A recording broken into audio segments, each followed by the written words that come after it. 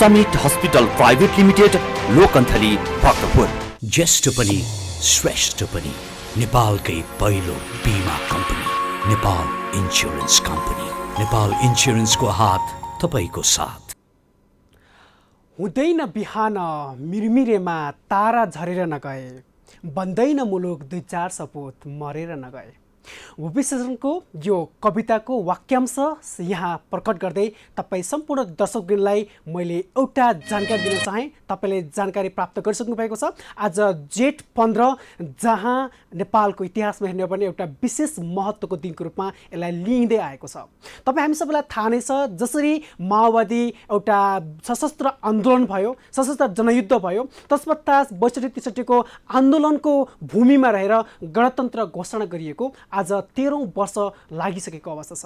र यति समयसम्म रहँदै गर्दाखेरि पनि नेपालको राजनीतिमा जति उथल पुथल आयो, जति परिवर्तन ल्याइयो, ती कार्यान्वयनको पाटोमा भने कतै चुकेका पो हुन् कि? आम जनताले सोध्ने प्रश्न यही हो। तथापि हामी सबै तपाईँ सम्पूर्ण दर्शकवृन्दलाई यो गणतन्त्र दिवसको हार्दिक मङ्गलमय शुभकामना दिन चाहन्छौँ। र तपाईँलाई थाहा नै छ, यो जुन गणतन्त्र अहिले स्थापित भइसकेको छ, नेपाल सङ्घीयतामा पनि गइसकेको छ, यो ल्याउनुभन्दा पछाडि भएका ती काला दिनहरूको सम्झना गर्ने हो भने साँच्चीकै जुनसुकै निर्दयी पनि रोएर नआउला भन्न सकिन्न। तपाईँलाई आजको व्यवसायमा हामी म भेषराज पाण्डे, किशोर चौधरी सरिखा एकैसाथ स्वागत गरे सँगसँगै आजको कार्यक्रमको सुरुवातमै तपाईँलाई सम्झाउन अथवा तपाईँलाई याद दिलाउन ती कालो दिनलाई कसरी हामी सम्झन सक्छौँ अथवा कसरी ती दिनले आज गणतन्त्र नेपालमा आयो भन्ने जानकारी दिने खालको एउटा गीत प्रस्तुत गर्छौँ, जसले भनेको सान्दर्भिक कुरा अहिले पनि लागू भइरहेको छ। कति मानिस हराइसके, कति मानिस कहाँ छन् थाहा नै छैन, न त लास भेटियो न त सास भेटियो। यसै भन्दैछन् एक कवि, एक गायक।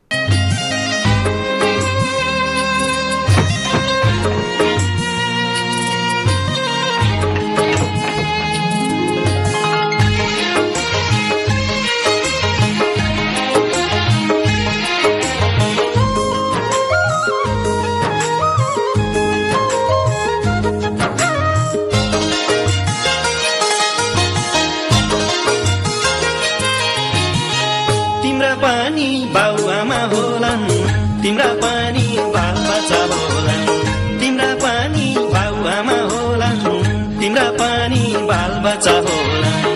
तिम्रै त्यस्तै पारे भन्ने सम्झनामा कति रोलान्, तिम्रै त्यस्तै पारे भन्ने सम्झनामा कति रोलान्। मान्छेले नै मान्छेलाई कस्तो व्यवहार गर्न सक्ने, रावण राक्षसले सीतालाई झैँ हाल्न सक्ने, रावण राक्षसले सीतालाई झैँ हाल्न सक्ने।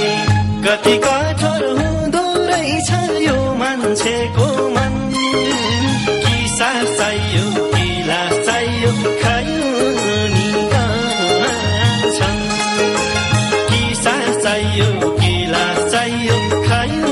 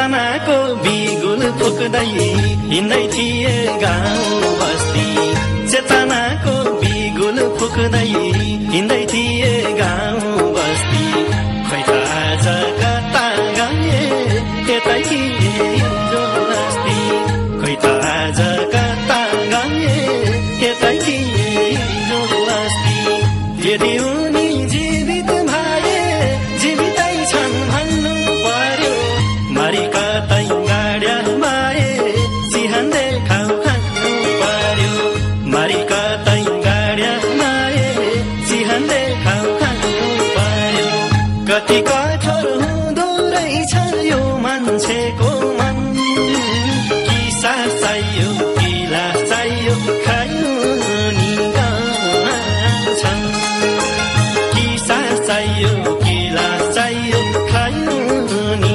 गाउँछन् चाहे साक्षौ गोली ठोक्न चाहे साक्षौ छोरा हुन्न चाहे साक्षौ गोली ठोक्न चाहे साक्षौ छोरा हुन्न जस्तो कदम चाले पनि तिम्रो सपना पुरा हुन्न जस्तो कदम चाले पनि तिम्रो सपना पुरा हुन्न देशको लागि लड्ने डराउँदैनन् मृत्युसँग एकमुठी सास सम्झेर लान्छन् भए पनि अङ्गभङ्ग एकमुठी सास सम्झेर लान्छन् भए पनि अङ्गभङ्ग कति कठोर हुँदो रहेछ यो मान्छेको मन कि सास चाहियो कि लास चाहियो खायो नि खान्छन् कि सास चाहियो कि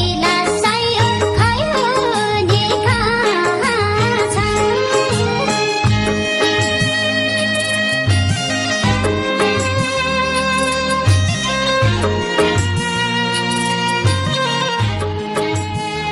दर्शकबिन साँच्चीकै यो जुन तपाईँले गीत देख्नुभयो यहाँ राखिएका पात्रहरू काल्पनिक भए तापनि यो यथार्थ र हामीले भन्दै आएको पनि यो यति लडियो यति मानिसलाई गुमाइयो र यति परिवार बिचल्लीमा परे यति व्यक्ति अझै पनि तर्सिरहेका छन् तथापि खै त जनताले सोचेको, खै त जनताले हाहाकार भो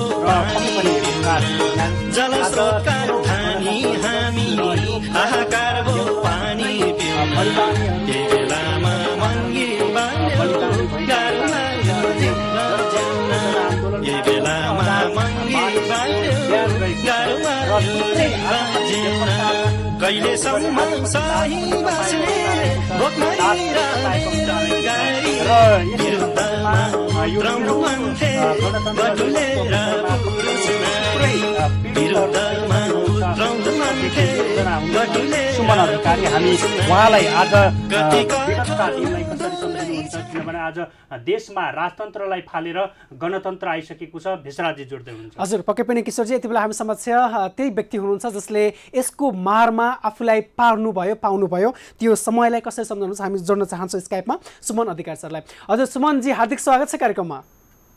हजुर धन्यवाद सर। हजुर यति बेला तपाईँ राजधानी काठमाडौँमा हुनुहुन्छ हैन त? हजुर यतै छु सर म। हजुर तपाईको खास घर कता पर्यो? मेरो लमजुङ हो सर, लमजुङ दोडाँडा। हजुर काठमाडौँ बसाइसराई भएको हो कि अथवा केही समयको लागि आउनु भएको? म यतै छु सर, काठमाडौँ यतै हुनुहुन्छ है।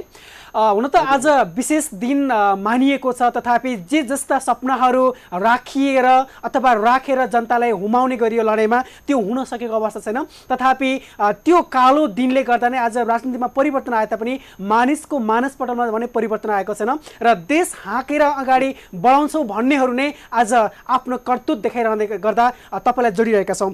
त्यो दिनलाई सम्झनुहुन्छ, ती दिनलाई सम्झनुहुन्छ जति बेला नेपालमा जनयुद्ध भएको थियो? एकदमै त्यो त हाम्रो दिमागमा आइरहन्छ, हामी सम्झिरहन्छौँ, पीडा हामीले त्यो बल्झिरहेको छ। तर सरकारले राज्यले केही वास्तै गर्दैन, त्यो चाहिँ एकदमै हामी चाहिँ प्रयोग मात्रै भयो, तर चाहिँ राज्यकोले चाहिँ जनतालाई केही पनि गरेन, त्यसमा साह्रै दुःख लाग्छ हामीलाई अहिले। हजुर तपाईँ त्यो समयमा लमजुङतिरै हुनुहुन्थ्यो होला, तपाईँको परिवार तपाईँ के गर्नु भएको थियो, के गर्नुहुन्थ्यो अथवा त्यतातिर माओवादी पक्षको बढी एउटा भनौँ न प्रभाव थियो अथवा सेना पक्षको थियो? अलिक डिटेल गरिदिनु जानकारी। हजुर धन्यवाद सर यो समयको लागि। हजुर अब आज गणतन्त्र जुन आएको छ अब हजारौँ मान्छेहरू मारिए, अनाहकमा मारिए, त्यो नागरिकहरूको नमारिएको भए गणतन्त्र आउँदैन थियो। अनि अब हिजोको कुरा गर्दाखेरि चाहिँ 10 वर्ष जुन अब के अरे छोरा द्वन्द्व भएको थियो, त्यो द्वन्द्वमा चाहिँ जस्तो मेरो बुवालाई माओवादीहरूले हत्या गरेका थिए र सेनाले पनि माओवादीले पनि त्यतिखेर उहाँहरूको चाहिँ कम्पिटिसन थियो, कसले बढी मान्छे मार्यो, कसले बढी बलात्कार गरे, कसले बढी यातना दिने भन्ने ढङ्गले उहाँहरूको कम्पिटिसन उहाँले गर्नुभएको थियो। र त्यो चाहिँ त्यो पछि हामी थिएनौँ, हाम्रो कुनै पनि युद्धमा हाम्रो कुनै पनि समानता थिएन, हाम्रो सरकार पनि थिएन। तैपनि बिना कारण चाहिँ अब आफ्नो काम गरेर खाने जनताहरू जस्तो मेरो बुवा शिक्षक हुन्थ्यो एउटा स्कुलमा, उहाँहरूको काम पढाउनु थियो, उहाँ समाज सेवा गर्नुहुन्थ्यो, तर चाहिँ उहाँलाई चाहिँ अनाहकमा मारियो भनेपछि त्यो चाहिँ हाम्रो दुर्घटनामा माओवादीहरूको प्रभाव थिएन।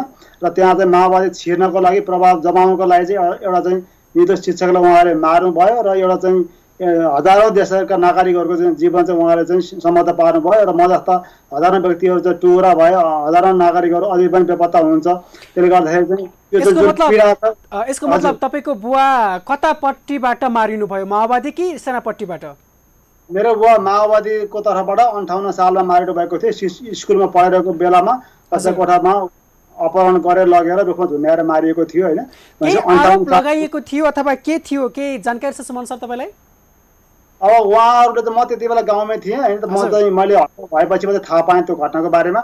अनि उहाँहरूको भनेको चाहिँ अब सुरागी गरेको भने चाहिँ उहाँहरूको चाहिँ रेडिमेड जुन आरोप देशैभरि उहाँ लगाउनु गरेको थियो। अनि राज्यले चाहिँ आतङ्ककारी भन्ने गर्थ्यो, त्यसो त उहाँको चाहिँ पहिले पर्चा तयार पारेर राख्ने, विज्ञप्ति तयार पारेर राख्ने, पछि गएर राज्यले आतङ्ककारी भन्ने, माओवादी सुरागी भन्ने त कुराहरू थियो। अनि अर्को भनेको चाहिँ जस्तो अब त्यहाँ चाहिँ संस्कृत विद्यालय थियो, त्यहाँ अनि संस्कृत पढाएको भन्ने चाहिँ आरोप चाहिँ उहाँ लगाउनु भएको थियो होइन। अनि अर्को चाहिँ उनको चन्दा नदिएको, चन्दा चाहिँ उहाँले चाहिँ 25% चाहिँ माग्नु भएको थियो र चन्दा नदिएको आरोप उहाँ लगाउनु भएको थियो। खास उहाँको कारण भनेको चाहिँ यस्ता अलिकति समाजमा अलिकति प्रतिष्ठित व्यक्तिहरूलाई हत्या गर्ने र त्यसले गर्दाखेरि चाहिँ समाजमा त्यसले चाहिँ त्रास सृजना गरेर अनि आफ्नो चाहिँ आतङ्क चाहिँ जमाउने प्रपोजल जमाउने। सुमनजी हजुर, जस्तो तपाईँले त्यो दिनलाई सम्झँदै गर्दा तपाईँको बुवा पढाइरहेको अवस्थाबाट आक्रमणकारीले लिएर गएको अवस्था हो अथवा घरबाटै? उहाँ चाहिँ कक्षामा पढिरहनु भएको थियो पाणिनि संस्कृत माध्यमिक विद्यालयमा। अनि पढिरहेको बेलामा माओवादीहरू आएर मुकुन्डधारीहरू आएर उहाँलाई चाहिँ जबरजस्ती कक्षामा कोठाभित्र छिरे र उहाँलाई चाहिँ अपहरण गरेर त्यसपछि लिएर गएर कक्षा कोठाबाटै लगेर मारेका हुन्। अनि त्यो दिनै मारे अथवा केही दिन पछाडि मारे अथवा तपाईँलाई जानकारी दियो दिएन? त्यही दिन मारे, त्यही दिन चाहिँ अब अपहरण गरेको त्यही 1.5-2 घन्टापछि मारे र मैले चाहिँ 2 घन्टापछि मात्रै थाहा पाएँ, पहिला थाहा पाइनँ, पछि चाहिँ थाहा। हजुर, जस्तो अपहरणकारीहरू तपाईँले चिन्नुहुन्छ अथवा केही त्यस्तो सङ्केत प्राप्त गर्नुभएको छ यिनै हुन् हत्यारा भन्ने खालको? अब हत्यारा चाहिँ अब त्यो घटना चाहिँ अपहरण गरेको पनि मैले आफूले देखेको होइन होइन, त्यसै गरेर चाहिँ अब मैले देखेको होइन। तर चाहिँ अब त्यहाँ स्कुलमा आइरहने, गाउँमा आइरहने हिजोका माओवादी जुन कार्यकर्ताहरू थिए होइन, अनि अरू साथीहरूको चाहिँ प्रमाण उहाँको बयानको आधारमा पनि अब ती चाहिँ अब त्यहीँका अब लमजुङकै मान्छेहरू चाहिँ धेरै जसो उहाँहरू हुनुहुन्थ्यो र त्यहाँको जस्तो हामीले किटानी जारी पनि उहाँलाई हालेका छौँ, जस्तो देवेन्द्र पौडेल लगायत जस्तै प्रभु घिमिरे, ध्रुव अधिकारी लगायत उहाँलाई चाहिँ हामीले किटानी जारी पनि हाल्यौँ होइन। त्यो तर चाहिँ त्यो बारेमा केही पनि भएको छैन, भने त्यहीँका माओवादीहरूले नै मार्नु भएको थियो। हत्या कसरी गरियो? अब यो चाहिँ एकदम पीडादायी छ भन्दाखेरि पनि होइन, जस्तो उहाँ चाहिँ कक्षामा पढिरहनु भएको थियो 10 कक्षामा, अब 12:30 बजीतिर। त्यसपछि गएर विद्यार्थीहरूलाई पढाइरहेको बेलामा चाहिँ त्यहाँ चाहिँ अब माओवादीका अब मुकुन्डधारीहरू आए र कक्षामा उहाँ चाहिँ अफिसमा आइपुगे। अनि हेडसर कता हुन्छ भनेर उनीहरूले सोधे र अहिले कक्षामा पढाउनु भनेको जानकारी त्यहाँको शिक्षकले दिनुभएपछि उहाँहरू चाहिँ माओवादीहरू चाहिँ कक्षाको बाहिर ढोकामा गए र म भित्र आउँछु, हामी भित्र आउँछौँ, सरलाई भेट्नु छ भन्ने कुरा गरे र पछि भेटौँला, अहिले चाहिँ क्लास सकिएपछि कुरा गर्न भन्दाखेरि उनीहरूले जबरजस्ती भित्र छिर्ने बित्तिकै उनीहरूले हात समाते, पछाडि हातबार पछाडि बाँधेर बाहिर घिसार्ने बित्तिकै अनि त्यसरी गर्दै उनीहरूले बाहिर हो हल्ला भएपछि विद्यार्थीहरू पनि के गरौँ कसो गरौँ भए, शिक्षकहरू पनि त्यस्तै भयो। अनि त्यहाँ चाहिँ अब अरू कक्षाका विद्यार्थी शिक्षकहरू पनि जम्मा हुनुभयो उहाँहरू पनि। त्यसपछि गएर उनीहरूले चाहिँ हात पछाडि बाँधेका थिए र गोडामा पनि डोरी लगाए, जब हिँड्न पनि गाह्रो हुने गरेर उहाँले चाहिँ त्यसपछि माओवादीहरूले चाहिँ अब तपाईँको सहरलाई चाहिँ हामीले केही कुरा सोध्नुहुन्छ, 10 मिनट हामी केही कुरा सोधेर उहाँलाई फिर्ता गरिन्छौँ, तपाईँहरू आत्तिन पर्दैन भन्ने ढङ्गले उहाँले चाहिँ त्यहाँ चाहिँ कुराहरू गर्नुभयो र चाहिँ चारैतर्फबाट उहाँले माओवादीहरूले घेरेर अनि बुवालाई चाहिँ अब के अरे पिस्तोल चाहिँ टाउकोमा के अरे त्यसरी तोकेर त्यसरी देखाएर चाहिँ त्यसरी चाहिँ घेरेर चाहिँ त्यहाँबाट निकाले। अनि त्यसपछि गएर उनीहरूले घिच्याउँदै लिएर गए, चारतिरबाट घेरेर गोडामा डोरी लगाएको छ, हिँड्न पनि नसकिने भनेपछि करिब आधी घन्टा माथि चाहिँ अर्को स्कुल छ, त्योभन्दा अझ माथि लगेर चाहिँ उनीहरूले त्यहाँ बिचमा चाहिँ एक ठाउँमा चाहिँ त्यहाँ पिङ छ, त्यहाँ चाहिँ उनीहरूले भाषण गरेर यहाँ चाहिँ यो गाउँमा चाहिँ दुर्गानामा 7 जना फटाहा छन्, कारबाही गर्नुपर्ने, यो मध्ये चाहिँ एउटा फटाहा चाहिँ यो मुक्तिनाथ हो भन्ने ढङ्गले कुरा गरेर होइन। त्यसपछि लगेर चाहिँ माथि लगेर चाहिँ उत्तिसको बोटमा लगेर उनीहरूले बाँधे। अब चाहिँ त्यति जाडो थियो, जाडोको समयमा बुवाले चाहिँ आफ्नै गलबन्दी लगाउनु भएको थियो, तर त्यही गलबन्दीले उनीहरूले चाहिँ रुखमा उत्तिसको रुखमा डिलमा थियो, गराको डिलमा, त्यसमा उनीहरूले बाँधेर अनि उनीहरूले चाहिँ हात पछाडि बाँधेको थियो। उनीहरूले त्यहाँ गोली हाने, त्यसले गर्दा छाती टाउकोमा गोली हाने, छातीमा पेटमा चाहिँ उनीहरूले चाहिँ त्यो चुपीहरू रोपेर त्यसरी चाहिँ हत्या गरेका थिए, त्यो एकदम पीडादायी ढङ्गले। अनि त्यसरी चाहिँ अनि त्यो हत्या गरेर उनीहरू चाहिँ छोडेर चाहिँ त्यहाँबाट हिँडे। जस्तो त्यहाँ स्कुलबाट निकाल्दै गर्दा के जानकारी दिएको थियो, कता लगिँदैछ, के गरिँदैछ भन्ने बारे? त्यस्तो केही पनि उनीहरूले केही पनि भनेनन्। त्यहाँ चाहिँ अब सबै त्राइमाम थियो होइन, त्यसले गर्दाखेरि उनीहरूले हामी चाहिँ 10-15 मिनट उहाँ सरसँग केही कुरा सोध्नु छ, त्यो कुरा सोधेर हामी फिर्ता गर्ने, तपाईँहरू आत्तिन पर्दैन मात्रै भने, यता लान्छौँ उता लान्छौँ यसो गर्छौँ उसो गर्छौँ। उनीहरूले केही पनि भनेन, ढाँटे। उनीहरू जे भने त्योभन्दा उनीहरूले विपरीत काम गरे। चन्दाको कुरा उठाउनु भयो तपाईँले, चन्दा परिवारले मागेका थिए? अब उनीहरू चाहिँ विद्यालयमा आएका थिए, त्यति बेला चाहिँ बुवा चाहिँ कार्यवाहक हेरसार हुनुहुन्थ्यो होइन। 58 सालको दसैँमा उनीहरू दसैँभन्दा अगाडि आएका थिए र उनीहरूले चाहिँ अब स्कुलमा आएपछि बुवा चाहिँ लाई चाहिँ लगायत अरू सबै शिक्षकहरूलाई राखेर चाहिँ तपाईँहरूले 25% चाहिँ स्यालेरी हामीले दिनु पऱ्यो, त्यो चाहिँ सबै जम्मा पाएर दिने काम चाहिँ हेड सर मुक्ति सरले गर्नु पऱ्यो भन्ने ढङ्गले त्यो कुरा गरेर गएछन् होइन। अनि स्कुलमा त्यो ढङ्गले पछि सरसल्लाह भयो टिचरहरू बिचमा, भन्दाखेरि चाहिँ यो मान्छे मार्नको लागि चाहिँ त्यसरी चाहिँ अब यसरी चाहिँ तोकेरै आदेश दिएर त्यो ढङ्गले त्यसरी चाहिँ चन्दा नदिने भन्ने सल्लाह भएछ स्कुलमा शिक्षकहरू बिचमा। अनि पछि चाहिँ 58 साल दसैँको सप्तमीको दिनमा चाहिँ उनीहरू हाम्रो घरमा आए। अनि त्यो दिन अब आएपछि उनीहरूले त्यो चाहिँ अब त्यो हामीले भनेको त्यो चाहिँ 25% त्यो चाहिँ रकम चाहिँ त्यो चाहिँ चाहियो भन्ने कुरा गरेपछि यस्तो यस्तो भयो, हामी चाहिँ नदिने सल्लाह भयो भनेर बुवाले भन्नुभएछ होइन। त्यसो भएपछि तपाईँ चाहिँ 25% चाहिँ आफ्नो तर्फबाट चाहिँ पर्सनल त्यसरी दिनुहोस् भन्ने कुरा गर्दाखेरि चाहिँ यसरी चाहिँ अब नदिने सल्लाह भएपछि मैले साथीहरूलाई धोका दिन सक्दिनँ, म दिन्न। फेरि यो मान्छे मार्नलाई चाहिँ चन्दा दिने काम चाहिँ त्यो कुरो चाहिँ त्यसमा चाहिँ म सहमत छैन भन्ने कुरा उहाँले गरेपछि त्यसपछि त फटाएर रहेछस् भन्ने कुरा चाहिँ त्यसरी गरेर उनीहरू चाहिँ त्यहाँबाट उनीहरू चाहिँ तँलाई भोग्नुपर्छ भन्ने त्यहाँ धम्की दिएर त्यसपछि चाहिँ गएछन्। त्यसरी चाहिँ उनीहरूले त्यो आरोप चाहिँ त्यसरी लगाएको छ। तपाईँले संस्कृतको कुरा पनि गर्दै हुनुहुन्थ्यो, तपाईँको बुवाले संस्कृत पढाउनुहुन्थ्यो अथवा स्कुलमा संस्कृत पढाइन्थ्यो? हजुर, त्यो चाहिँ स्कुलमा चाहिँ 26 सालमा खोलेको त्यो विद्यालय थियो, त्यसमा चाहिँ संस्कृत चाहिँ पढाइ हुन्थ्यो। बुवाको त विषय चाहिँ संस्कृत होइन, उहाँको चाहिँ साइन्स र म्याथ हो होइन। तर उहाँले चाहिँ स्कुलको हेडमास्टर भएको कारणले गर्दा त्यो आरोप पनि लाग्यो उहाँलाई। हो, संस्कृत बन्द गर्नुपर्छ उनीहरूको चाहिँ अभियान थियो क्यारे, तर चाहिँ त्यसलाई कन्टिन्यू गरेको चाहिँ उहाँको आरोप थियो। विषय उहाँको आफ्नो चाहिँ होइन, तर चाहिँ अब उहाँको संस्कृत चाहिँ उहाँ चाहिँ एकदम माया चाहिँ गर्नुहुन्थ्यो। हजुर, जस्तो सुमनजी तपाईँले अब भनिसक्नुभयो धेरै कुरा, योभन्दा अगाडि पनि हामी त्यो घटनाको विषयमा पढेका पनि छौँ र निकै नै असाध्यै क्रूर घटना पनि हामी भन्छौँ त्यो घटनालाई, जुन तपाईँको बुवालाई एउटा रुखमा झुन्ड्याएर जसरी मारेको थियो। त्यो फोटो हेर्दा आज पनि कता कता जिउ सिरिङ्ग भएर आउँछ, किनभने धेरैले त्यो फोटो हेरेको हुनुपर्छ। रुखमा झुन्ड्याएको, टाउको निहुरिएको, गोली हानेको, चक्कु हानेको लगायतको निकै नै क्रूर घटना, क्रूर तरिकाले यातना दिएर मारेको छँदैछ। आज गणतन्त्र आएको पनि 13 वर्ष आज बितेको छ। अब 13 गणतन्त्र दिवस देशैभरि मनाइराखेको अवस्थामा अब तपाईँ एकजना पीडित पनि हुनुहुन्छ। अब तपाईँ न्यायको लागि भौतारी पनि राख्नु भएको छ। हुन त विगतका वर्षहरूमा तपाईँलाई मैले धेरै पटक भेटिसकेँ, न्यायको लागि हार गुहार गर्दै तपाईँ विभिन्न कार्यक्रम मार्फत गएर न्याय चाहियो भन्दै तपाईँ त्यो कार्यक्रममा पुग्नुहुन्थ्यो र आवाज पनि उठाइराख्नु भएको थियो। अहिले के छ, अहिले सरकारले के भन्छ तपाईँहरूलाई न्यायको लागि? जसरी तपाईँहरूले अगाडि बढिराख्नु भएको छ, द्वन्द्व पीडितहरू जसरी अहिले अगाडि बढिराखेको छ, के छ अहिले, कहाँ पुग्यो तपाईँहरूको न्यायको लागि? सरकार के भन्छ अहिले? अब सरकारले चाहिँ एकदम धोका दिइरहेको छ पीडितहरूलाई होइन। उसले चाहिँ अब न्याय दिन्छु भने, तर चाहिँ अब न्यायको अवरोध नै अहिले सरकार भएको छ, राजनीतिक दलहरू भएका छन्। अब राजनीतिक दलहरूले चाहिँ अब सामाजिक न्यायको लागि, त्यसै गरेर चाहिँ अब पीडितहरूको न्यायको लागि, अब जनताको मुक्तिको लागि चाहिँ आन्दोलन गरेको, लोकतन्त्र ल्याएको, गणतन्त्र ल्याएको भनेर भने, सामन्तवादको अन्त्य गर्न भनेर भने, तर उनीहरू आफै सामन्तवाद भएका छन्। सत्तामा पुगेपछि चाहिँ अब अरूले उहाँहरूको आफ्नो दायित्व के हो, राज्यको दायित्वको उहाँलाई केही कुरा मतलब छैन। भनेपछि यत्र 17,000 अब मान्छेहरूलाई उहाँले बलि चढाउनु चाहिँ उहाँले सत्तामा पुग्नु भयो। तर अहिले भनेको चाहिँ आफ्नो स्वार्थ भन्दा उहाँलाई अलिकति पनि लाज शरम अलिकति जवाफदेही त केही पनि छैन। अब 18 वर्षको मेरो बुवा 18-19 वर्ष भइसक्यो मेरो बुवाको हत्या भएको। म निरन्तर अब म लगायत हजारौँ पीडितहरू हुनुहुन्छ, अलिकति धेरै साथीहरूलाई अलिकति असहाय पनि हुनुहुन्छ, उहाँहरूको पनि अब सबैको लागि फाइदाको लागि चाहिँ न्यायको लागि चाहिँ अधिकारको लागि चाहिँ काम गर्नुपर्छ भनेर हामी निरन्तर लागिरहेका छौँ। तर चाहिँ अब अहिले आएर चाहिँ 18 वर्षमा हामीले के पायौँ त भन्दाखेरि झन् निराशा, धेरै पीडित निराशा पनि भएका छन्। त्यसले गर्दाखेरि राज्यले चाहिँ पीडितहरूको अभिभावक उहाँहरू हुनुपर्ने ठाउँमा चाहिँ झन् पीडितहरूको विरोधी, न्यायको विरोधी, कानुनको विरोधी। त्यसले गर्दाखेरि चाहिँ हिजो जे गरे पनि हुन्छ, राजनीतिको नाममा चाहिँ जे गरे पनि हुन्छ। यी जनता भनेको त हाम्रा सत्यका भरेको मात्रै हुन्, यिनलाई जति प्रकार गरे पनि हुन्छ, यिनलाई हत्या गरे पनि बेपत्ता गरे पनि हामी त कानुनभन्दा माथि हो। त्यो ढङ्गले उहाँ चाहिँ त्यो ढङ्गले गर्नुभएको छ। र 2वटा आयोग उहाँले चाहिँ 71 सालमा गठन गर्नुभयो। त्यो भनेको पनि आफ्ना कार्यकर्तालाई चाहिँ पीडितको चाहिँ अब त्यो पीडामाथि चाहिँ त्यसपछि जाहिर खुवाउने ढङ्गले उहाँले गर्नुभयो। र 2 वर्षको लागि बनाएको आयोगले 4 वर्षमा चाहिँ केही काम गरेन, एउटा पनि उजुरी उहाँले छानबिन गर्न सक्नु भएन, एउटा पनि घटनाको उहाँले सक्नु भएन। र अहिले फेरि उहाँले 1 वर्ष चाहिँ त्यसलाई हल्ट गर्नुभयो।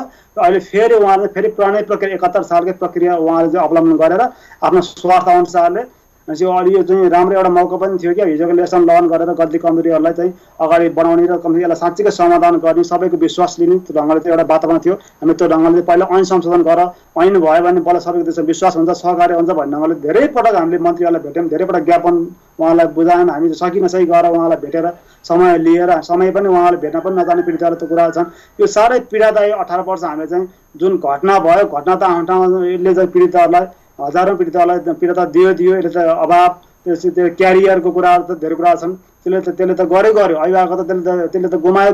तर चाहिँ 18 वर्ष जस्तो 20-22 वर्ष 52 सालदेखि कुरा गर्दाखेरि चाहिँ जो पीडितहरू चाहिँ न्यायको लागि हिँड्नु भएको छ उहाँहरू चाहिँ हजुर तपाईँ जस्तो कि अब न्यायको लागि थुप्रै ठाउँ पनि कुद्नु भएको छ, मलाई थाहा छ। जस्तो अब सत्य निरूपण तथा मेलमिलाप आयोगमा मुद्दै दर्ता गराउनु भयो तपाईँहरू, थुप्रै जो द्वन्द्व पीडितहरू हुनुहुन्थ्यो। अब सत्य निरूपण तथा मेलमिलाप आयोगले कामै गरेन भन्ने अब आरोप छँदैछ र काम गर्न सकेन भन्ने पनि त्यो कुरा छँदैछ। हामी सबैमाझ जगजाहेरै अवस्था रहेको छ। अब तपाईँहरूको स्टेप चाहिँ के हुन्छ, किनभने तपाईँ जस्तै अन्य थुप्रै जो द्वन्द्व पीडित हुनुहुन्छ उहाँहरू अहिले अगाडि बढिराख्नु भएको छ। हुन त गत वर्षकै कुरा गर्नुहुन्छ भने गत वर्ष तपाईँलाई मैले भेट्ने मौका पनि पाएँ, जुन मल्ल होटेलमा जुन अन्तर्क्रिया कार्यक्रम थियो विस्तृत शान्ति सम्झौताको विषयमा। अब त्यहाँ प्रचण्डजी पनि आउनुभएको थियो, यसै गरी कृष्ण सिठौला पनि आउनुभएको थियो। अब विस्तृत शान्ति सम्झौतामा हस्ताक्षर गर्ने एकजना प्रचण्ड जो पुष्पकमल दाहाल अहिले सत्तारूढ दलका कार्यकारी अध्यक्ष पनि हुनुहुन्छ, अहिले के छ उहाँहरू बिच तपाईँहरूको भेटघाट पनि निरन्तर भइराखेको छ, के भन्नुहुन्छ उहाँहरूले? किनभने उहाँकै नेतृत्वमा भएको थियो त्यो घटना, के भन्नुहुन्छ अहिले उहाँहरू? अब त्यस्तो भेटघाट त उहाँसँग मेरो भएको छैन होइन। अब मल्ल होटेलमा तपाईँहरू जुन विस्तृत शान्ति सम्झौताको कार्यक्रम थियो त्यहाँ तपाईँ पनि पुग्नु भएको थियो र अरू अन्य तपाईँ जस्तै पीडितले पनि आवाज उठाएको थियो। यो बिचमा अब उहाँले चाहिँ अब सत्य निरूपण तथा मेलमिलाप आयोगमा अब नयाँ सदस्यहरू राखेर होइन, अब त्यसको पुनः छानबिन गर्ने र जो दोषी छन् त्यसलाई कारवाहीको भागीदार बनाउने भनेको त्यति बेला पनि थियो। अहिले के भन्छ, अहिले उहाँहरूले के भन्नुहुन्छ? त्यो त अब उहाँहरूको कमिटमेन्ट एउटा, व्यवहार अर्को हुन्छ होइन। नयाँ भनेको चाहिँ हामीले चाहिँ जो बात नयाँ भने होइन त, हामी त काम गर्न सक्ने भिजन भएको, योजना भएको, समाधान दिने खाले मान्छे, स्पष्ट प्रक्रिया तय गरेर त्यो ढङ्गले ल्याउनुपर्छ भने हो नि त। पुरानो थोत्रा त काम लागेन। तर त नयाँ भनेको चाहिँ उहाँहरू खल्ती मान्छे हामीले भनेको होइन कि, साँच्चीकै समाधान दिने, हामीले पनि विश्वास गर्ने र वर्किङ इन्भाइरोमेन्ट पनि भएको जस्तो अब कानुन पनि चाहियो भनेर भनेको। उहाँहरू चाहिँ मुखले चाहिँ गुलियो कुरा गर्नुहुन्छ, ठिकै कुरा गर्नुहुन्छ, तर जब त्यसलाई चाहिँ उहाँले काम चाहिँ के हुन्छ फेरि उहाँहरूको भित्र बाहिरी कुरा हुन्छ, देखाउने दाँत चाहिँ उहाँको त्यो हुन्छ। ऐसा पनि नत्र उहाँले चाहिँ भनेअनुसारले किन भएन त नि, अब जस्तो कानुन नभए त काम अगाडि बढ्दैन होइन। अहिले पनि हाम्रो बटरमा त्यही नै हो कि जबसम्म कानुन संशोधन हुँदैन तब यो आयो भनेको चाहिँ उहाँको क्षमता पनि छैन, उहाँले लाज शरम पनि छैन, उहाँको विषय पनि होइन। उहाँ किन जानुभयो त्यहाँ जाहिर खान गएको त हो नि। त्यसले गर्दाखेरि चाहिँ यो चाहिँ खेलेची गर्ने कुरा, यो चाहिँ जाहिर खुवाउनेको जाहिर अन्त खबर भयो नि त कार्यकर्तालाई होइन। त्यो चाहिँ त्यो ढङ्गले उहाँले चाहिँ युज गर्नुभएको छ, दुरुपयोग गर्नुभएको छ। पीडितको पीडामाथि उहाँले चाहिँ एकदमै खेलवाड गर्नुभएको छ। भनेपछि उहाँहरूको चाहिँ बोलीले त देखियो नि त, 18 वर्ष म पीडित भएको पनि देखियो, शान्तिसँग त भएको 13 वर्ष पनि देखियो। त्यसले गर्दाखेरि उहाँहरूमा चाहिँ अलिकति पनि कमिटमेन्ट, अलिकति पनि गम्भीरता, दायित्व त्यो चाहिँ उहाँलाई छैन। यसलाई चाहिँ जति हुन्छ धकेल्दै जाने, जे हुन्छ धकेल्न पायो भने अब आफ्नो पालासम्म धकेल्न, त्यसपछि जे होला भन्ने ढङ्गले चाहिँ उहाँले चाहिँ त्यसरी चाहिँ उहाँको नियत चाहिँ एकदमै चाहिँ खोटो छ, उहाँको नियत सफा छैन। यसलाई चाहिँ उहाँ न्याय दिने कुरामा चाहिँ उहाँहरू चाहिँ एकदम बाधक हुनुहुन्छ र न्याय दिने कुरामा चाहिँ उहाँहरू चाहिँ कहिले पनि उहाँ कमिटमेन्ट चाहिँ हुनुहुन्न। जस्तो अन्तिममा जस्तो अब तपाईहरूले अब न्यायको लागि न्यायको ढोका ढकढक्याउँदै अब लामो समय बितिसकेको छ, झन्डै 18 वर्ष बितिसकेको अवस्था रहेको छ। अब अझै पनि अब न्याय पाउँछु कि भन्ने आशा अझै पनि तपाईँहरूमा जीवितै रहेको छ र तपाईँहरू अहिले पनि लडिराख्नु भएको छ न्यायकै लागि।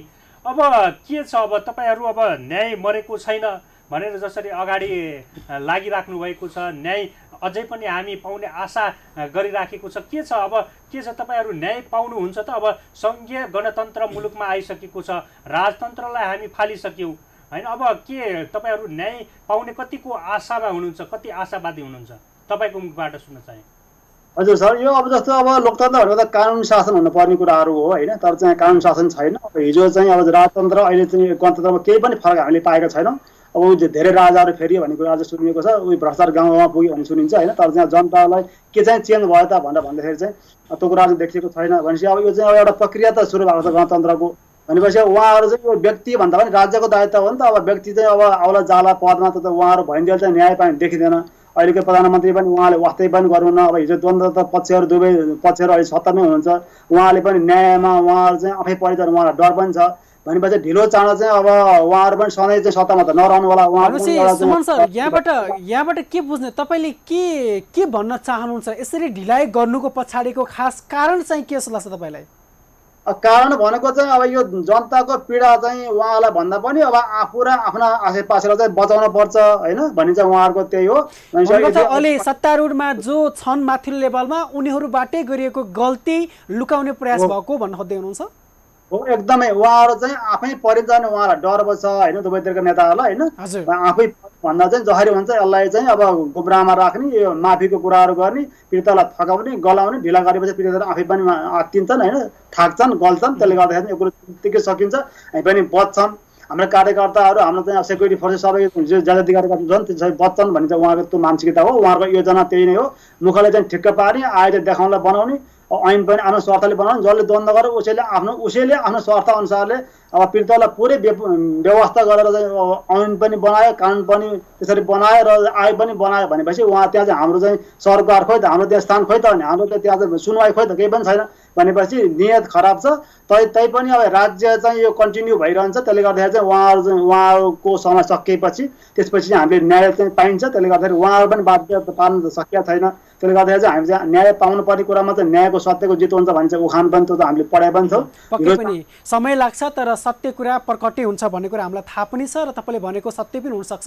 अन्तिममा सो विभिन्न सङ्गठन अथवा विभिन्न समूहहरू बनाइँदै गर्दा, विभिन्न आयोग बनाइँदै गर्दा जति उत्पीडनमा पारिए तिनीहरूलाई सहयोग गर्ने काम पनि भएको भन्ने कुरा आउँदै गर्दा तपाईँले त्यस्तो केही सहयोग पाउनुभयो सरकारको माध्यमबाट जहाँ यो घटना घटे पश्चात अथवा अहिलेसम्म? सुमनजी, हजुर सुमनजी हामी समस्या हुनुहुन्थ्यो, तर अन्तिम प्रश्न सोध्ने प्रयास गरिरहेको थिएँ। दर्शकवृन्द, यो एउटा आक्रोश मात्र होइन, एउटा करुणा, माया, दया पनि छ। त्यस कारणले गर्दा कसरी बोल्ने, कसरी भन्ने, कसरी व्यक्त गर्ने भन्ने पनि अलिकति असहज बनेको छ समय। तर म आग्रह गर्न चाहन्छु जसले आफूलाई राष्ट्र नेता बनिरहेका छन् र देश हाँक्नको लागि, देशमा असमानता हटाउनको लागि, देशमा वर्गीय विभेद हटाउनको लागि जसरी आन्दोलन मात्र होइन सशस्त्र आन्दोलन लडाइँ गरियो, लडाइँ गराइयो, धेरैको ज्यान लियो, के साँच्चीकै असमानता हटेको छ? के साँच्चीकै वर्गीयता हटेकै हो त? यदि हटेकै हो भने किन अस्ति मात्रै ती दलित भएकै नाममा अथवा दलित र अन्तर्जातीय बीचमा जुन एउटा विवाहको काम हुँदै गर्दा अथवा प्रेम सम्बन्धलाई बाधकको रूपमा लिँदै गर्दा दलितको हत्या गर्ने काम गरियो? यदि साँच्चीकै गणतन्त्र आए सँगसँगै जति लक्ष्य राखिएका थिए लडाइँ गर्दा ती सपना पुरै भएका हुन् भने किन अझै पनि मजदुरहरू दिन रात काम गरिरहेका छन् तथापि बिहान बेलुका के खाउँ भन्ने भएको छ? यदि साँच्चीकै गणतन्त्रले नेपालमा सुखी ल्याएको हो भने किन आम नेपालीहरू विदेशमा रगत र पसिना पोख्न विवश भइरहेका छन्? यी प्रश्न धेरै छन् तर जवाफ केही छैन। जवाफ दिने निकाय मौन छ। र पक्कै पनि यति बेला हामी कोरोनाको सन्तासमा रहेका छौँ र कोरोनाको कहरमा यति बेला देश रहेको छ र पक्कै पनि यो समयमा यहाँहरूलाई हामी विशेष सन्दर्भ पारेर यहाँहरूलाई हामी विभिन्न किसिमको घटनाहरूको पनि जानकारी गराइराखेका छौँ। विशेष गरेर आज गणतन्त्र दिवस, यसै गरी आज नेपाल सरकारले आज आगामी आर्थिक वर्षको बजेट भाषण पनि गर्दैछ र पक्कै पनि हामी यो विशेष दिनहरूमा विशेष कभरेज पनि गर्दै आएका छौँ। न कि हामी कोरोना भरेन मात्रै हामी लागेका छैनौँ र पक्कै पनि कोरोनाको विषयमा पनि हामी गफगाफ गरिराखेका छौँ। कोरोनाको अपडेट पनि यहाँहरू समक्ष दिइराखेका छौँ र नेपालमा अहिलेसम्म कोरोना सङ्क्रमितको सङ्ख्या 886 जना पुगेको छ। यसै गरी अहिलेसम्म सफल उपचार भएको 183 जना रहेको छ भने अहिलेसम्म 4 जनाको मृत्यु भएको छ र पक्कै पनि नेपालमा पनि निकै नै तीव्र गतिमा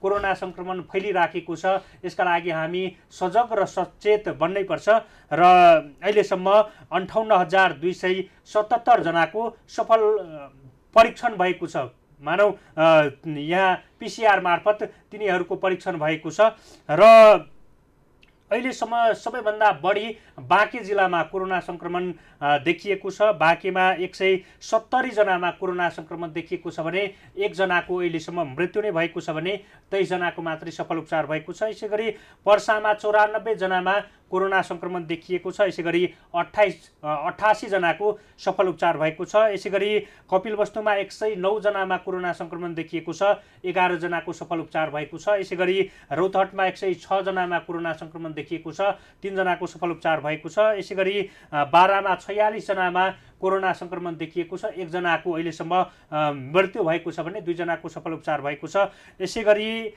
झापामा अहिलेसम्म 52 जनामा कोरोना सङ्क्रमण देखिएको छ, 2 जनाको सफल उपचार भएको छ। यसै गरी रूपन्देहीमा 44 जनामा कोरोना सङ्क्रमण देखिएको छ, 1 जनाको सफल उपचार भएको छ। यसै गरी सर्लाहीमा 35 जनामा कोरोना सङ्क्रमण देखिएको छ, 2 जनाको सफल उपचार भएको छ। यसै गरी उदयपुरमा 33 जनामा कोरोना सङ्क्रमण देखिएको छ, 27 जनाको सफल उपचार भएको छ। यसै गरी दाङमा 20 जनामा कोरोना सङ्क्रमण देखिएको छ, 1 जनाको सफल उपचार भएको छ। यसै गरी काठमाडौँमा 16 जनामा कोरोना सङ्क्रमण देखिएको छ, 5 जनाको सफल उपचार भएको छ। यसै गरी धनुषामा 15 जनामा कोरोना सङ्क्रमण देखिएको छ, 2 जनाको सफल उपचार भएको छ। यसै गरी सप्तरीमा 15 जनामा कोरोना सङ्क्रमण देखिएको छ। यसै गरी सुर्खेतमा 15 जनामा कोरोना सङ्क्रमण देखिएको छ। यसै गरी बागलुङमा 8 जनामा कोरोना सङ्क्रमण देखिएको छ, 2 जनाको सफल उपचार भएको छ। यसै गरी सप्तरीमा माफ गर्नुहोला, दैलेखमा 8 जनामा कोरोना सङ्क्रमण देखिएको छ। कैलालीमा 8 जनामा कोरोना सङ्क्रमण देखिएको छ, 4 जनाको सफल उपचार भएको छ। यसै गरी सिराहामा 8 जनामा कोरोना सङ्क्रमण देखिएको छ। बर्दियामा 7 जनामा कोरोना सङ्क्रमण देखिएको छ, 2 जनाको सफल उपचार भएको छ। धनकुटामा 7 जनामा कोरोना सङ्क्रमण देखिएको छ। चितवनमा 6 जनामा कोरोना सङ्क्रमण देखिएको छ, 2 जनाको सफल उपचार भएको छ। यसै गरी मोरङमा 6 जनामा कोरोना सङ्क्रमण देखिएको छ। बैतडीमा 5 जनामा कोरोना सङ्क्रमण देखिएको छ। महोत्तरीमा 5 जनामा कोरोना सङ्क्रमण देखिएको छ। नवलपरासी पश्चिममा 5 जनामा कोरोना सङ्क्रमण देखिएको छ। गुल्मीमा 4 जनामा कोरोना सङ्क्रमण देखिएकोमा 1 जनाको मृत्यु भएको छ। यसै गरी मकवानपुरमा 4 जनामा कोरोना सङ्क्रमण देखिएको छ। भक्तपुरमा 4 जनामा कोरोना सङ्क्रमण देखिएकोमा 2 जनाको सफल उपचार भएको छ। यसै गरी धादिङमा 3 जनामा कोरोना सङ्क्रमण देखिएकोमा 2 जनाको सफल उपचार भएको छ। नवलपरासी पूर्वमा 3 जनामा कोरोना सङ्क्रमण देखिएको छ। यसै गरी रुकुम पूर्वमा 3 जनामा कोरोना सङ्क्रमण देखिएको छ। सुनसरीमा 3 जनामा कोरोना सङ्क्रमण देखिएको छ। अछाममा 2 जनामा कोरोना सङ्क्रमण देखिएको छ। अर्घाखाँचीमा 2 जना, यसै गरी जुम्लामा 2 जना, स्याङ्जामा 2 जना, यसै गरी भोजपुरमा 1 जना र भोजपुरमा 1 जनाको सफल उपचार भइसकेको छ। यसै गरी डडेलधुरामा 1 जना, कञ्चनपुरमा 1 जनामा देखिएकोमा सफल उपचार भइसकेको छ। काभ्रेपलाञ्चोकमा 1 जना, यसै गरी खोटाङमा 1 जना, लमजुङमा 1 जना, यसै गरी नुवाकोटमा 1 जना, रामेछापमा 1 जना, सिन्धुलीमा 1 जना, सिन्धुपाल्चोकमा 1 जनामा देखिएको थियो, सफल उपचार भइसकेको छ र ललितपुरमा अहिलेसम्म 1 जनामा कोरोना सङ्क्रमण देखिएको छ। दर्शकवृन्द, यहाँबाट थाहा हुन्छ कि नेपालमा कोरोना सङ्क्रमितको सङ्ख्या बढिरहेको छ। हामी विशेष यो समयमा पनि छौँ, एक हिसाबले ऐतिहासिक दिनमा पनि छौँ, गणतन्त्र दिवसको दिनमा पनि छौँ। अझ त्यो सँगसँगै अब 77-78 को आज बजेट पनि अहिले घोषणा हुँदैछ। यो समयमा रहँदै गर्दा कोरोनाको कहर पनि जारी छ। त्यो हिसाबले गर्दा सतर्क बनाउनको लागि, बन्नको लागि हामी आग्रह पनि गरिरहेका छौँ। र यो बिचमा हामी समक्ष सत्तारूढ दलका एकजना माननीय हुनुहुन्छ भवानी प्रसाद खापुङ, उहाँसँग सम्पर्कमा जोडिने प्रयास गरौँ। हजुर माननीयज्यू, हार्दिक स्वागत छ कार्यक्रममा। धन्यवाद। हजुर, आजको विशेष दिन, मैले तपाईँलाई सबैभन्दा सुरुवातमा गणतन्त्रको दिनकै हिसाबले प्रश्न गर्न मन लाग्यो। आजको गणतन्त्र दिनको रूपमा हामी रहँदै गर्दा विगतमा जे जस्ता सपनाहरू बुनिएका थिए अथवा जुन तरिकाले लडाइँमा होमिन विवश थिए युवाहरू, त्यो प्राप्ति भएको हो अथवा होइन, के भन्नुहुन्छ तपाईँ? अब आज जेठ 15 गते है। हजुर, अब 65 साल जेठ 15 गते राति संविधान सभाको पहिलो चाहिँ बैठकले गणतन्त्रको विधिवत रूपमा घोषणा गरे हो। हजुर, र त्यसैले हामी चाहिँ त्यही दिनलाई गणतन्त्र दिवसको रूपमा मनाउँदै आएका छौँ। र अब नेपालमा अब लामो समयसम्म राजतन्त्रले चाहिँ एउटा निरङ्कुश शासन सञ्चालन गर्यो। हजुर, त्यस पछाडि लामो नेपाली जनताको चाहिँ आन्दोलन सङ्घर्ष लडाइँले यो प्राप्त भएको चिज हो। र अहिले गणतन्त्रको अब हामी अभ्यासमै छौँ भन्नुपर्छ। अब जनताले जुन ढङ्गले गणतन्त्र प्राप्त भइसकेपछि जुन किसिमको चाहिँ एउटा परिवर्तनको ठुलो अपेक्षा राखेको थियो, त्यो अनुसार त अब मुलुक अगाडि गइरहेको नहोला। तर पनि अब धेरै चिजहरू चाहिँ परिवर्तन भएका छन्। हजुर, तपाईँले भने जस्तै एउटा सकारात्मक पक्ष चाहिँ के हो भने नेपाल जुन राजतन्त्रात्मक देश थियो यति बेला गणतन्त्रात्मक देशमा प्रवेश गरेको छ, सङ्घीयता पनि आइसकेको छ। यो सँगसँगै आम नेपालीमा सचेतना पनि फैलिएको छ। तर त्यो सँगसँगै जसरी मुक्ति दिलाइनुपर्ने व्यक्तिहरू थिए, न्याय दिलाउनुपर्ने व्यक्तिहरू थिए, उनीहरू चाहिँ अन्यायमै रहँदै गर्दा के साँच्चीकै गणतन्त्र आएकै हो त भन्ने प्रश्न उब्जिरहेको छ नि। अलि राम्रो बुझिराखिएन। हजुर, आवाज सुन्दै हुनुहुन्छ अहिले मलाई? हजुर हजुर, तपाईँले हामीलाई सुन्दै हुनुहुन्छ र म तपाईँलाई भने कि गणतन्त्र आए सँगसँगै परिवर्तन धेरै आएको छ, राजनीतिक उथलपुथल नै भएको छ, तथापि आम जनताले महसुस गरे जस्तो आउन नसकेको भन्ने तपाईँको ठम्मै होइन? होइन, अब यस्तो कुरा मैले भन्न खोजेको कुरा के हो भने कुनै पनि आन्दोलनपछि अब जनताको चाहिँ ठुलो उत्साह, ठुलो अपेक्षा त हुन्छ नै, तर यथार्थ र वास्तविकतामा अलिअलि फरक चाहिँ हुँदो रहेछ हेर्नुहोस्। अब जनताले जति अपेक्षा गरेका थिए त्यो त प्राप्त गर्न बाँकी छ। निरन्तर रूपमा गणतन्त्रको चाहिँ कार्यान्वयन को कुरा अगाडि बढिराखेको छ होइन। अब 46 सालको आन्दोलनमा पनि जनताले चाहिँ निकै ठुलो चाहिँ योगदान गरेर निकै ठुलो बलिदानका साथ चाहिँ परिवर्तन गरेका थिए। तर त्यति बेला पनि जनताले जति चाहना राखेका थिए त्यो अनुसारको पुरा भएन नै। अहिले पनि अब गणतन्त्र पछि को चाहिँ स्थितिमा जनताले सबै राखेका अपेक्षा पुरा भएको छैनन्। तर पनि धेरै कुराहरू चाहिँ एकदम परिवर्तन भएर अहिले अब जनता धेरै सचेत पनि भएछन्। तल तलसम्म चाहिँ अहिले अब हिजोको केन्द्रीकृत राज्य सत्ता समाप्त भएर चाहिँ तल तलसम्म चाहिँ एउटा विकेन्द्रित भएको छ। अधिकारहरू तल पनि पुगेका छन्। अब तैपनि अब पूर्ण रूपमा जनता सन्तुष्ट भएको अवस्था त छैन नि। आशा गरौँ केही समय भित्र नै यो जुन अनपेक्षित कुराहरू भइरहेका छन् अथवा जनताले अपेक्षा गरे अनुसारको काम नभएको भनिए तापनि होस् भन्ने हाम्रो अपेक्षा छ र कामना पनि छ। यसो माननीयज्यू, तपाईँ अब कृषि समितिको सदस्य पनि हुनुहुन्छ। अब आज नेपाल सरकारले केन्द्रीय बजेट जुन घोषणा गर्दैछ, यो बारे तपाईँले केही भन्नुहुन्छ? अब नेपाल हेर्नुहोस् कृषि प्रधान देश हो। हजुर, यहाँका 65% जनताहरू चाहिँ कृषिमै आधारित छन्। अब पछिल्लो अवधिमा कृषिमा जुन किसिमले विकास हुनु पर्ने हो त्यो किसिमको त भइरहेको छैन। अब गाउँ गाउँमा चाहिँ जग्गा जमिनहरू मागै छन्। एउटा त अब कस्तो भने यो रोजगारीको अभाव, कृषिलाई चाहिँ एउटा व्यवसायीकरण हुन नसकेका कारणले पनि थुप्रै युवाहरू बाहिर गएका छन्। अब सरकारले पनि कृषिलाई महत्त्वका साथ अगाडि बढाइराखेकै अवस्था छ र आज बजेट आउँदैछ। अब मलाई लाग्छ अब एउटा त यो महामारीको चाहिँ केबाट कसरी चाहिँ पार पाउने, कसरी यसलाई चाहिँ कोरोनालाई जित्ने भन्ने चाहिँ एउटा उद्देश्यका साथ पनि बजेटको ध्यान त्यता पनि जाला र अब त्यसको साथसाथै सारा मान्छेहरू जो चाहिँ विभिन्न संसारभरि चाहिँ नेपालीहरू युवाहरू पुगेका छन्, त्यहाँ अनेक रोजगार गुमाएका छन्। विभिन्न ठुल्ठुला सहर बजारमा पसेका मान्छेहरूले रोजगार गुमाएका छन्। अब ती सबै मान्छेहरू गाउँ फर्किँदैछन्। भने पछाडि तपाईँको ठाउँमै कृषि सँगसँगै यो कोरोनाको कहरमा हामी रहेको हुनाले गर्दा कोरोनाको यो नियन्त्रण सँगसँगै यो पछाडि आउन सक्ने समस्याको समाधान गर्ने गरी र कृषिमा केही परिवर्तन ल्याउनको लागि सरकार लागेको भन्ने कुरा अथवा लाग्न सक्ने सम्भावना तपाईँ अड्कलबाजी गर्नु छैन त? मैले भन्न खोजेको के हो भने अब सारा मान्छेहरू गाउँ फर्किँदैछन्। जाने गाउँमा भनेको चाहिँ अब खेतीपाती गर्ने हो, कृषिमै चाहिँ के अरे मान्छेहरू लाग्ने हो। त्यसो भए उनीहरूले सरकारले बजेटमा पनि त्यही अनुसार चाहिँ त्यसैलाई ध्यान दिएर चाहिँ बजेटको चाहिँ टार्गेट बनाउनु पर्छ, त्यही अनुसार बनाउँछ सरकारले भन्ने नै मेरो अपेक्षा हो। हुन्छ माननीयजी, समय दिनुभयो, जानकारी दिनुभयो, आभार व्यक्त गर्दै बिदा गर्न चाहन्छु यति बेला। हस् धन्यवाद।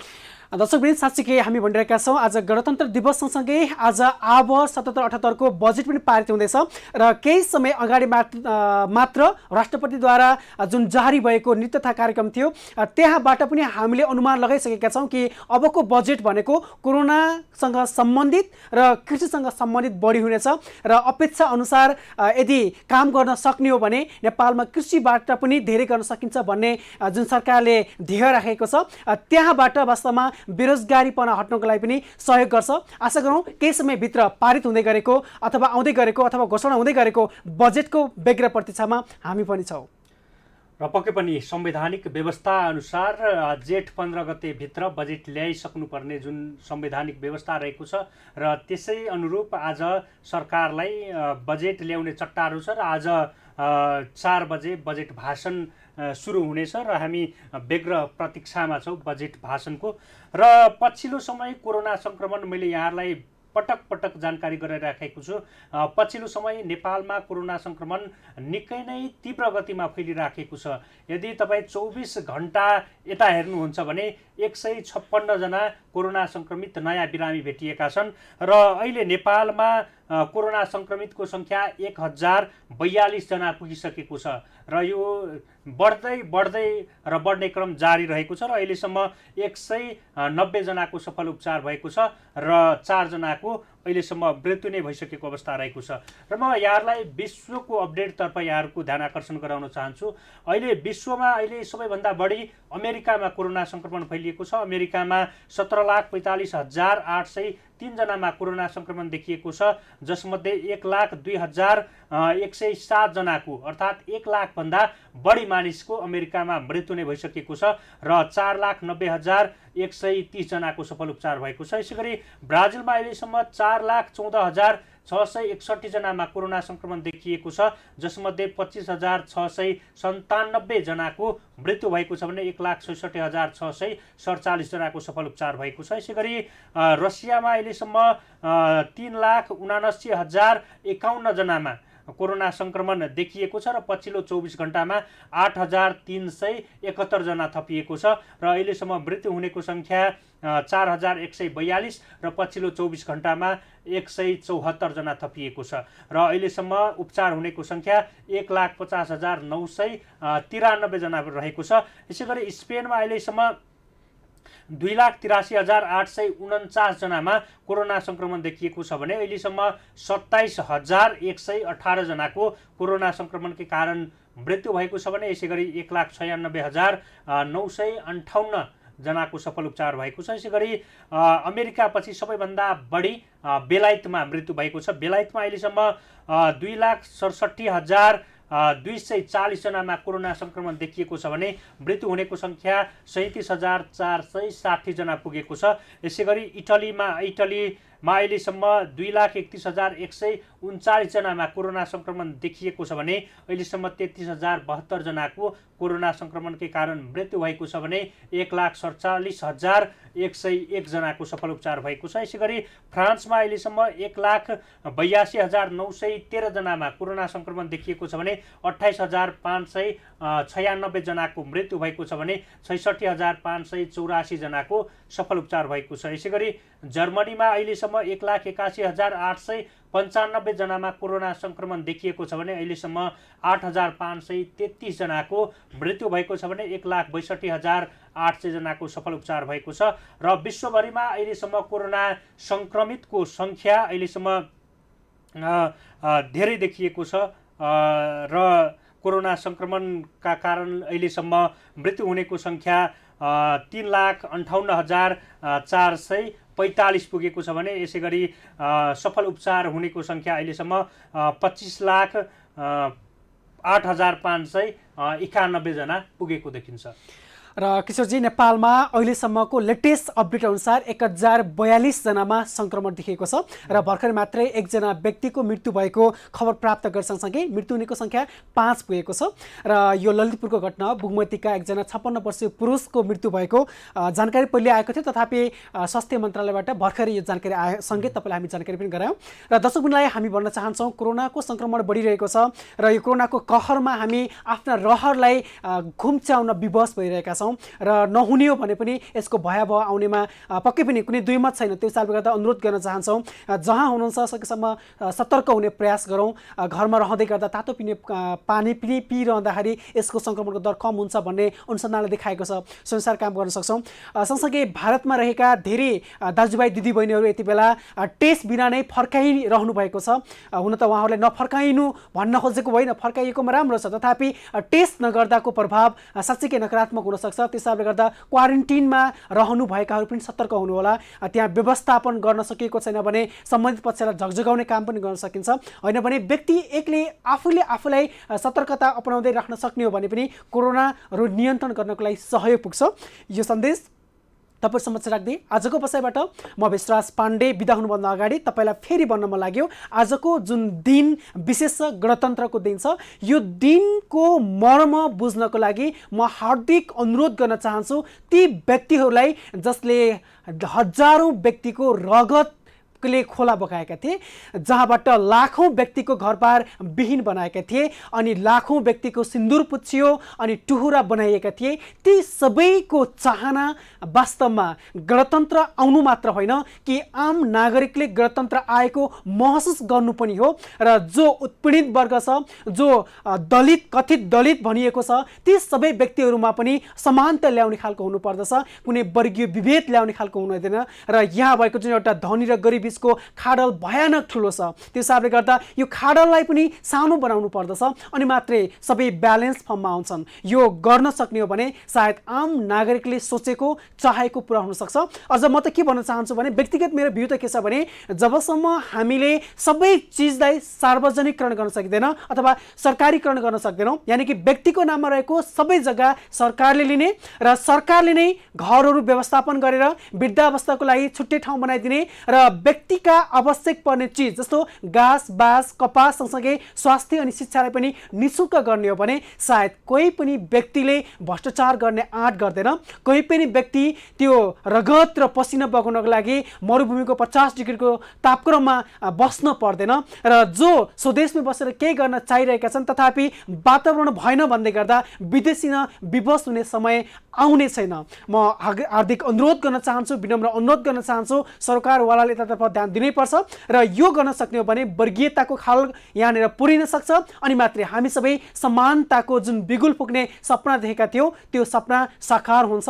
म यतातर्फ सम्बन्धित निकायको ध्यान आकर्षण गर्न चाहन्छु र आजको बसाइ कोरोनाको सन्तासमा देशबाट तपाईँहरूका माझ म विश्वास पाण्डे, म किशोर चौधरी सरिखा। पुनः अन्तिममा कोरोनाबाट बचौं र बचाऊ भन्ने अभियानमा सबैले हैसियतमा हैष्ट थपौं भन्दै तपाईलाई के साथ भन्न चाहन्छौं, हेर्दै गर्नुहोस् कृषि टेलिभिजन।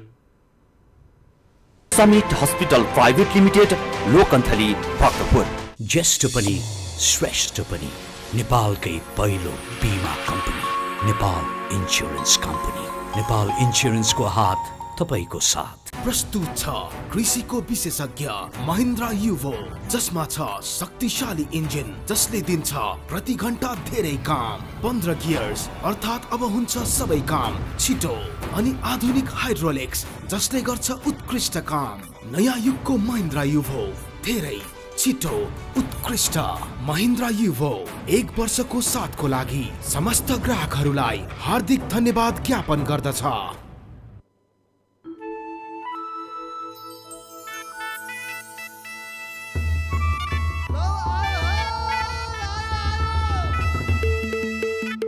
हिमाल पहाड तराई सन्देश हजुरहरूलाई, अरे कम खर्च थोर लागतमा उत्पादन बढाउनलाई पोषण तत्त्व भएको प्राङ्गारिक मल लौ आयो